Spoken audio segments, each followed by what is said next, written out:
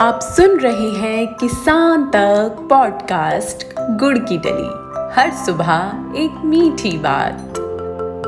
नमस्कार, मैं हूँ हिमानी दीवान और आज की मीठी बात जुड़ी है गन्ने से। गन्ने से मिठास ही नहीं, किसानों की आमदनी भी बढ़ती है। गन्ने की खेती में उत्तर प्रदेश फिलहाल सबसे आगे है। चीनी उत्पादन में भी प्रदेश का कोई जोड़ नहीं। भारतीय गन्ना अनुसंधान संस्थान लखनऊ के द्वारा गन्ने की कई वैरायटी विकसित की जा चुकी हैं। समय के साथ साथ गन्ने की ऐसी वैरायटी पर संस्थान के द्वारा खास काम किया जा रहा है जिससे कि गन्ने के उत्पादन को बढ़ाया जा सके। तो आज की मीठी बात में हम आपको ऐसी किस्म के बारे में बताने जा रहे हैं जिससे किसानों को काफी फायदा हो रहा है, या यूं कहें कि किसान मालामाल हो रहे हैं।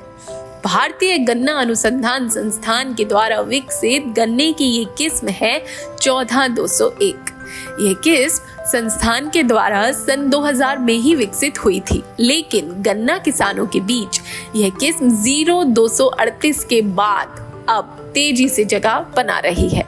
लाल सड़न रोग के बाद से 0238 की डिमांड भी कम हो गई है और उसको उगाने की सलाह भी कम दी जा रही है।